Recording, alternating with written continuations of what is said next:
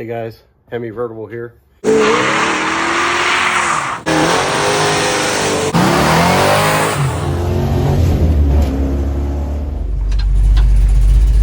Alright guys, ready to go for a ride? Got the old 1970 Dodge Challenger convertible 408 stroker. Got the A833 4-speed manual shifter with the 266 first gear. Got a set of 354s and our Dana 60 out back. First thing we need to do is go get some gas. Imagine that. Maybe it's one of those jokes where you pass everything except for a gas station, right? Holy smokes. Burn some gas. Take her out and just run it a little bit. Lucky to get like 6 miles a gallon. It's crazy.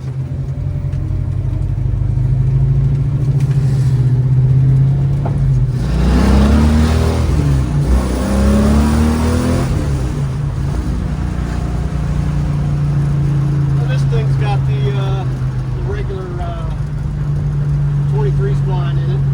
So you don't get that whine like you get in the Charger. I actually love that 18 spline Hemi transmission whine with those straighter cut gears in there. Definitely gives it a different sound to drive, but doesn't mean these aren't as much fun to drive. It's just a different sound, different feel. Especially you know, that Charger got that. I swear I feel like I'm going like that in that thing.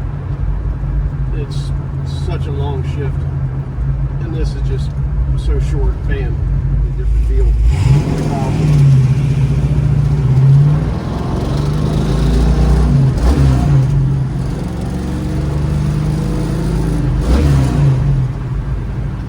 I don't know why I do. I used to do that a lot.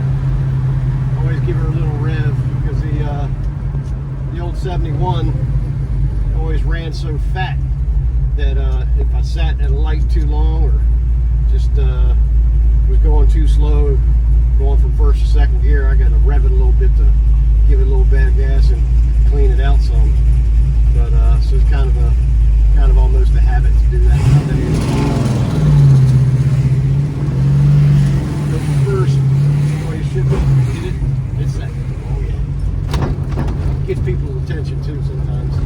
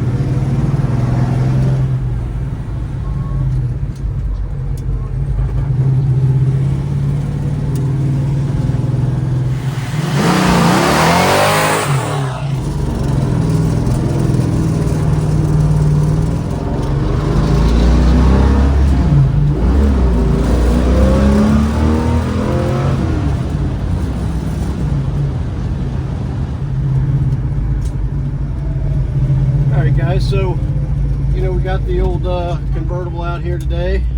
I've had this car I think since around 2012.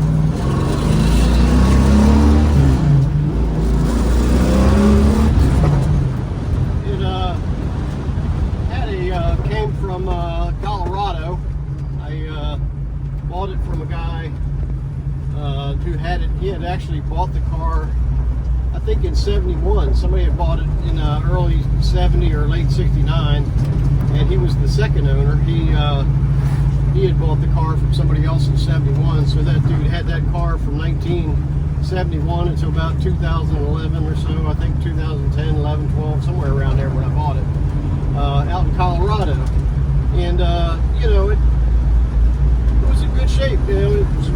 a surprise, really a surprise find. I was, the story actually goes back to around 2000.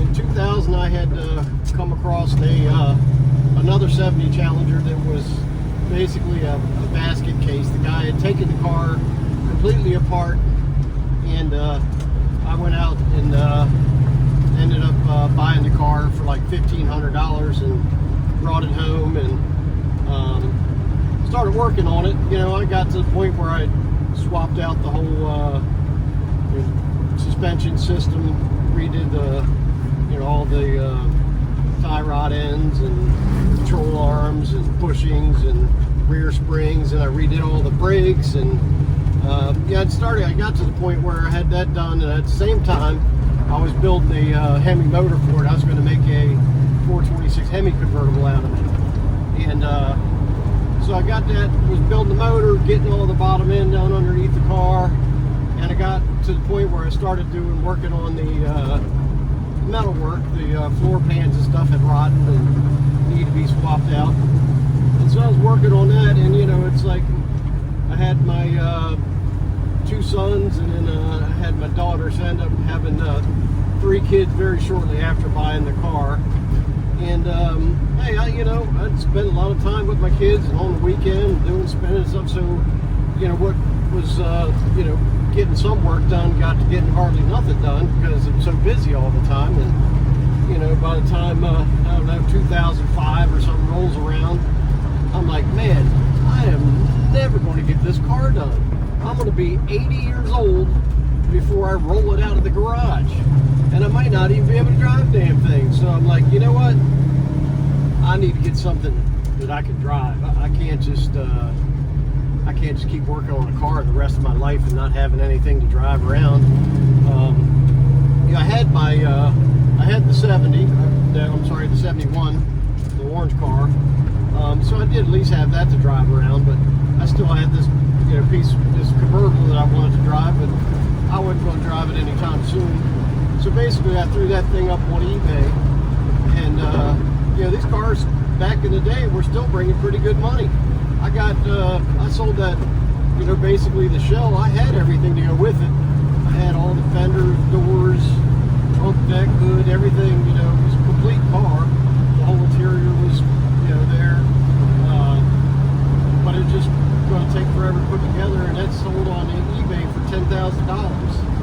So I kept the motor. I didn't put the motor for sale. I just sold the car itself, and it originally had a 318 engine as well, and I sold that. I sent the engine with it, the numbers matching motor. But after that, I ended up started looking for another convertible. So I had the 10 grand and a Hemi motor, and I'm like, you know what, I'm going to find another convertible, and I'm going to buy that, and I'm going to put this Hemi in that thing. So sure enough, I went ahead and put the Hemi in that, and had to go up to Connecticut. Found a 1969 Plymouth Sports Satellite 383 car. It was B7 Jamaica Blue Plymouth, and so I brought that home. It was a 383 car. I took the 383 out of that and put the Hemi in that and drove that around for a few years, and for whatever reason I still wanted a convertible Challenger. So I figured, what the heck, I'm not really super happy with this Sports Satellite convertible with the Hemi in it, and I ended up, as crazy as that sounds, I ended up selling that car and going looking for a convertible, and I ended up with this convertible. Basically, I was looking on the internet, and I found an ad in a newspaper in Colorado for this car, and in 2012 the guy was advertising for like $12,000, which even back then was a deal. I think they're probably going for 18 to 20. So I was like, man, this sounds like a scam. I'm going to get burned on this deal.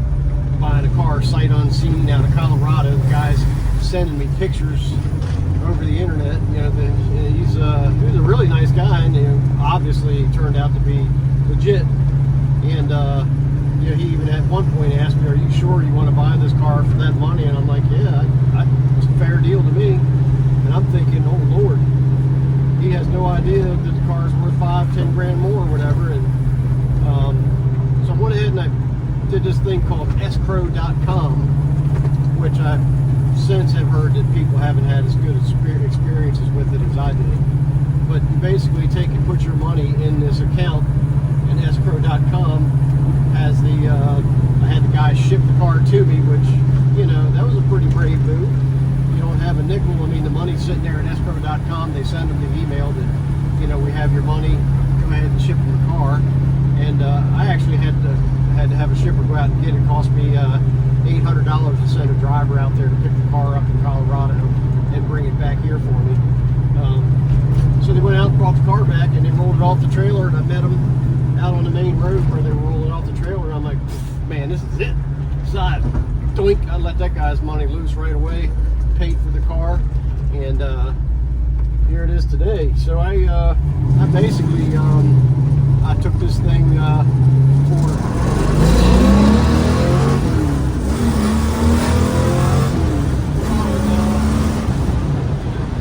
solid 10 years. Basically, I drove it everywhere with the 318 in it, and 318 was a really good motor, but eventually it started getting weak and tired. It had, I want to say it had 80,000 miles on the rebuild. It had been rebuilt at like 86,000 miles, and the car had like 160 on it. So in about 2020, I decided, I'm gonna go ahead and take this baby, and I'm gonna rip that drivetrain. I'm gonna put a 408 stroker, a 4-speed, and a Dana in it. Very similar to my 71. And so that's what I did. I started in 2020, and I found a 360 block out of a 1971 Roadrunner, which I thought was really cool. It was an old style LA 360 small block, and of course I got I just picked up a nice stroker kit from Scat. Basically a 4x4 stroker kit from Scat, balanced, and sent the short block and the stroker kit to the machine shop in Burnsville Speed, and I had those guys, they build race motors all the time, and I just wanted, the bottom end to be solid as a rock, and heard in my other videos I've said forged crank, forged rods, forged pistons. That's what I want. That's what I bought. The Scat kit was all forged, got the whole bottom end put together by professionals. Anybody can put a motor together, and I could put the bottom end together, but I don't have all the measuring tools and cleaning tools and thread chasing tools, and there's a lot of stuff that those guys do that kind of take for granted, that if you want something to last for a long time, or if you want something to be right, you're better off just taking it and handing it off to one of those dudes and make sure it's done right. Now, I don't have any problem bolting heads on, intakes, rocker arms, that stuff to me is not as catastrophic if you lose something.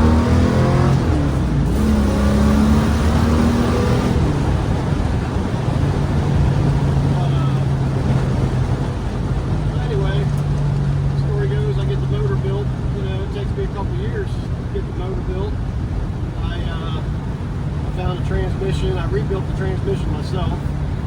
Found a bunch of parts from Burr's Performance, and took it into my shop, and my mechanic at work helped me press the bearings off, press new bearings on, pull it apart, clean everything. Got that done. I found a Dana 60. I actually had bought a set of aftermarket 354 gears because it had a 410 in it, and I had a friend of mine go ahead and set that rear end up for me. So come 2024, I had everything together basically to do the drivetrain, and so fall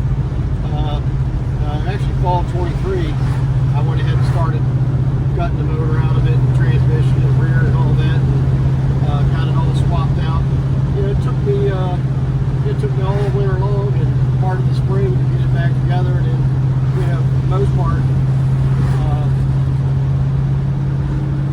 time early in the year to get all the bugs worked out and ironed out. A lot of miscellaneous issues, like I had rear drums that were out around and rubbing and making noise.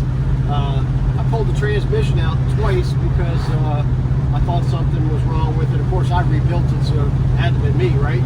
But the clutch was grinding, pushing the pedal in and out. And it ended up that, you know, this car wasn't originally a 4-speed, so I had to weld a bracket in the front for the Z-bar. And evidently, when I lined it up, between the time I lined the bracket up to the time that I welded it in, I must have got it bumped back about a half an inch or something. And when I welded it in place, the Z-bar ended up crooked. So the bars weren't sitting flat on the Z-bar, and that's what was doing the grinding. It had nothing to do with the clutch. But anyway, I took the transmission out twice, put it back in before I figured it out that it was that thing was out of whack, and I got that all straightened out. It feels a lot better now that I got it straightened out. I still have to. I did it by grinding the hole out, and then I put some offset spacers on it to pick it forward some, and I kind of cobbed it in there, so it works really good, but it still needs to be chopped out and re-welded in the right spot. But got it so that it runs, it shifts good, runs good. Only thing I got to work on now is try to get that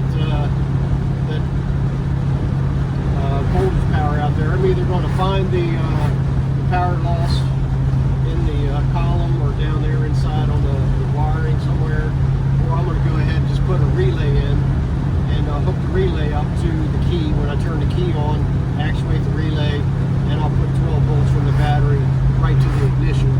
Because you can do that, you know, with the MSD coil. You can run the 12.5 or 14 volts, whatever, to it, and you won't burn your coil up. So whatever makes it easier. I'll want to spend some time to try to get it right, but if I can't, I'll go ahead and slap that relay in there so I don't have to keep jumping around and playing with getting it started. Now once I got it started for the day, it seems like, you know, the rest of the day it works fine. I'm not really sure why that is. Pretty funny, I had the regular street tires on it, and I put the Nittos on there, the not drag radials, but they're street radials, to get some traction, and it has definitely changed what I can and can't do with this thing. It actually hooks pretty good, but you know, alternator's charging, plenty of gas. We don't get oil pressure in this one. It's got this one's got the idiot light. I actually got the idiot light unplugged because actually no, the idiot light's plugged in on this one. Yeah, it's the 71 that I have it unplugged on. I have that rally dash in there. But yeah, fast forward to today, I've had it running, you know, for a year and a half now or something, riding around, driving. I did my 300-mile challenge to the beach earlier this year after we were all together and running. So we'll next year, I think, car show down Ocean City, we want to try to take the Charger down, get the Charger, and see if we can't get her to run that 300-mile challenge down to Ocean City and back. That maybe I get my son might come down and we'll drive both cars down. That'd be fun. Go down to the car show in Ocean City to cruise in. Always a good time. So anyway, I hope you guys enjoyed the ride today, and a little story behind the convertible. And if you like it and you want to see some more, go ahead and hit that subscribe button, hit the like button, and we'll see you on the next one. Take care, fellas. Enjoy.